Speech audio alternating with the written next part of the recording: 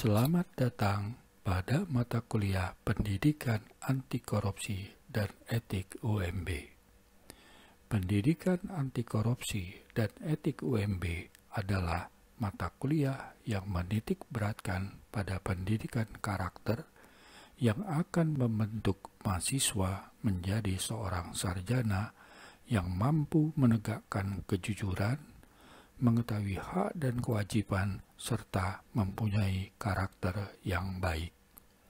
Mata kuliah ini membahas tentang pengetahuan praktis dalam mengenali sikap individu agar dapat menjadi pribadi yang berkarakter, memiliki tujuan, tanggap terhadap perubahan, kompetitif, dan pada akhirnya dapat menjadi sumber daya manusia yang unggul dan bermutu.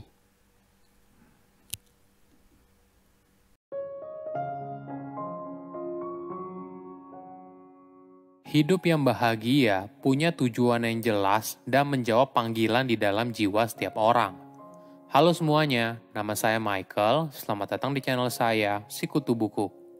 Kali ini saya akan bahas buku The Road to Character karya David Brooks.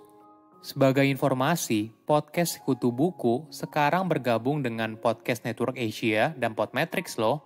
Sebelum kita mulai, buat kalian yang mau support channel ini agar terus berkarya, caranya gampang banget. Kalian cukup klik subscribe dan nyalakan loncengnya. Dukungan kalian membantu banget supaya kita bisa rutin posting dan bersama-sama belajar di channel ini. Buku ini membahas soal dunia yang sudah berubah. Tidak lagi menghargai karakter seseorang, namun lebih menghargai pencapaian yang ada di luar diri, misalnya kesuksesan dan kekayaan. Ini adalah dua sisi manusia, namun hanya ada satu sisi yang dominan di satu waktu yang sama. Dunia tidak selalu begitu. Di awal abad ke-20, dunia lebih menghargai karakter dan moral seseorang. Seiring berjalannya waktu, semuanya berubah. Kita tidak lagi bertanya apa yang diinginkan hidup dari saya, tetapi sebaliknya, apa yang saya inginkan dalam hidup. Saya merangkumnya menjadi 3 hal penting dari buku ini.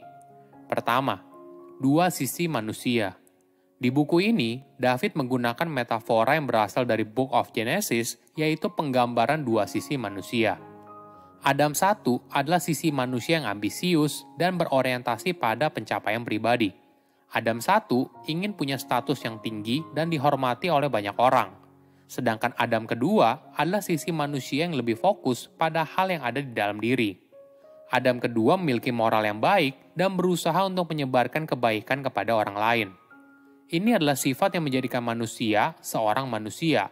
Misalnya, kebaikan, kejujuran, dan sebagainya. Setiap orang punya 2 sisi ini, Adam 1 dan Adam kedua. Namun hanya satu sisi yang dominan. Selama puluhan tahun terakhir, terjadi pergeseran sisi manusia dari dunia yang fokus pada kebaikan di dalam diri yaitu Adam 2, menjadi dunia yang fokus pada pencapaian di luar diri yaitu Adam 1. Di masa sekarang, setiap orang merasa punya dorongan untuk membuktikan siapa dirinya. Apalagi di era media sosial, ini merupakan ajang aktualisasi diri dan setiap orang berlomba-lomba untuk memberitahu dunia tentang siapa mereka. Dunia tidak selalu begitu. Pada awal abad ke-20, dunia justru menghargai moral dan karakter seseorang. Ada contoh yang menarik dari Amerika Serikat. George Bush Senior yang tumbuh di era Adam II nyaris tidak pernah berbicara tentang dirinya sendiri. Selama kampanye untuk menjadi presiden, George sangat menghindari promosi diri sehingga dirinya banyak mencoret kata saya dalam semua pidato kampanye. Apa yang membuat dunia berubah? David berpendapat, sejak pertengahan abad ke-20, keseimbangan antara kedua Adam itu telah berubah. Setelah depresi ekonomi dan Perang Dunia Kedua, masyarakat di Amerika Serikat langsung merasakan euforia luar biasa. Ibaratnya, beban berat di pundak mereka sudah hilang. Mereka mulai bersantai dan menikmati hidup. Dampaknya, tingkat konsumsi dan iklan tumbuh pesat untuk memenuhi kebutuhan masyarakat akan kehidupan yang lebih mudah dan menyenangkan. Berlanjut ke era 1950-an dan 1960-an merupakan era tentang kebanggaan diri dan pemberdayaan. Di era ini, komunitas yang terpinggirkan misalnya perempuan dan minoritas mulai mencari keadilan dan menuntut adanya kesetaraan. Tentu saja ini hal yang baik, namun di sisi lain, kita juga melihat perubahan perilaku masyarakat yang terobsesi dalam mengejar pencapaian pribadi.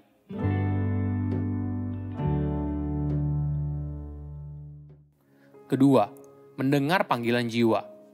Apa yang kamu inginkan dalam hidup?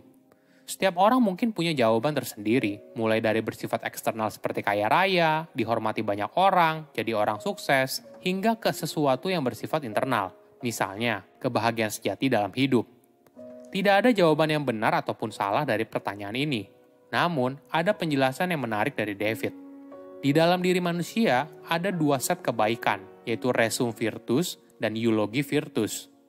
Resum virtus adalah keterampilan yang kamu miliki sehingga kamu dihargai saat bekerja. Sedangkan eulogi virtus adalah kebaikan apa yang dibicarakan saat hari pemakamanmu.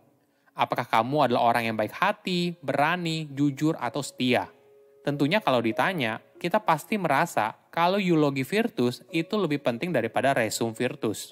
Namun kenyataannya, budaya dan sistem pendidikan kita malah menghabiskan banyak waktu untuk mengajarkan soal keterampilan dan strategi yang kamu butuhkan untuk sukses berkarir daripada membangun karakter diri yang berkualitas. Jadi, apa yang harus kita lakukan? Buka mata dan telinga dengan lebar. Ini merupakan cara kita untuk lebih peka terhadap lingkungan sekitar dan akhirnya menemukan apa yang kita inginkan dalam hidup. Ada contoh yang menarik dari Sekretaris Tenaga Kerja Amerika Serikat pada tahun 1993 hingga tahun 1945 bernama Frances Perkins. Hidupnya berubah 180 derajat saat Frances melihat dengan mata kepalanya sendiri kebakaran tragis di pabrik garment Triangle Shirtwaist pada tahun 1911. Kejadian ini merupakan bencana industri terburuk sepanjang sejarah Amerika Serikat. Saat itu, banyak gadis meninggal karena melompat dari lantai tinggi dalam upaya putus asa untuk menyelamatkan diri. Gadis tersebut kebanyakan merupakan imigran dan berada dalam garis kemiskinan. Kebakaran ini merenggut 146 karyawan pabrik yang terperangkap dalam gedung yang tidak aman untuk bekerja. Tragedi ini mengejutkan publik dan memantik sesuatu yang ada di dalam diri Frances. Sejak saat itu, dia sadar kalau pendidikan kelas atas dan aspirasi egois tidak akan memberinya tujuan hidup yang berarti. Ada panggilan di dalam jiwa Frances untuk mendorong perubahan dan mencegah hal yang serupa muncul lagi di masa depan.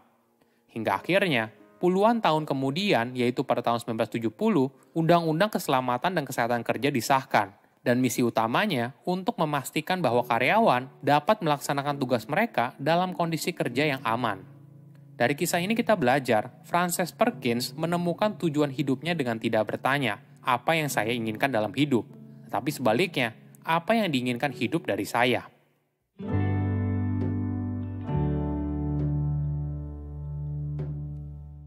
Ketiga, perubahan sudut pandang.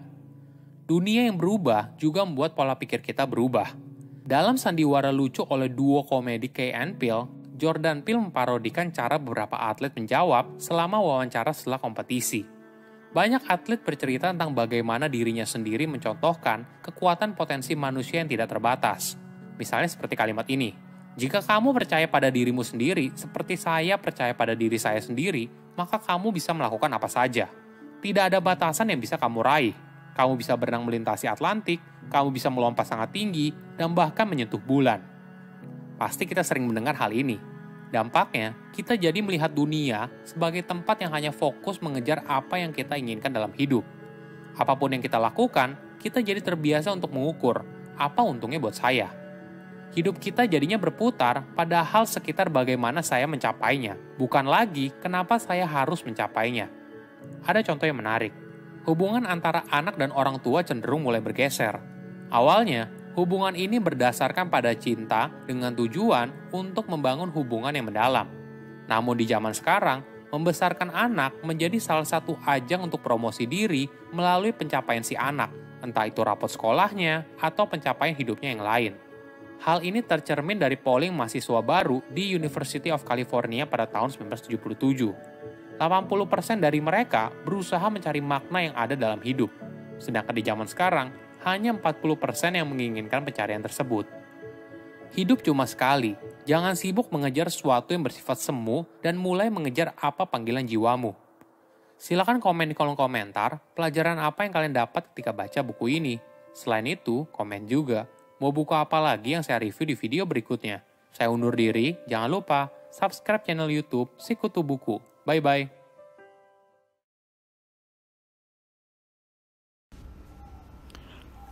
Perlunya implementasi pendidikan anti korupsi di lembaga pendidikan karena budaya korupsi di Indonesia di tepi jurang.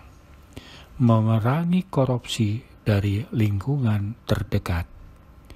Penanaman pendidikan karakter yang aplikatif. Korupsi di Indonesia sudah membudaya.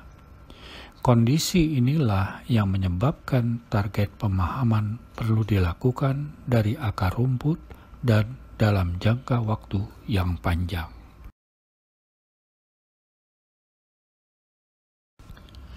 Pelaksanaan pendidikan anti korupsi di sekolah maupun perguruan tinggi sebenarnya merupakan cara untuk mengatasi mentalitas dan sikap-sikap dasar yang mengarah pada tindakan korupsi yang curang.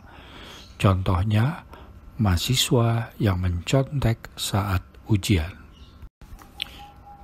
Nilai karakter yang sudah dipahami semestinya terbentuk secara nyata dalam tindakan seseorang, bukan sebatas materi pembelajaran yang hanya dihafal tanpa ada pelaksanaan secara nyata. Tujuan pelaksanaan pendidikan anti korupsi di lembaga pendidikan adalah pembentukan karakter anti korupsi sesuai dengan tahap perkembangan anak. Penanaman pendidikan anti korupsi untuk jangka panjang. Menanamkan nilai-nilai anti korupsi pada generasi muda.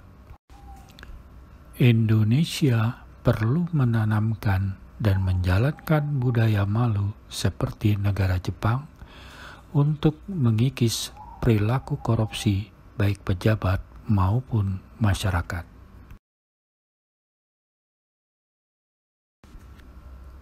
Korupsi bagaikan virus yang membuat manusia rentan semakin lemah. Rentannya manusia tersebut adalah karena tidak mempunyai kekuatan nilai-nilai standar moral dan etika secara konsisten diterapkan.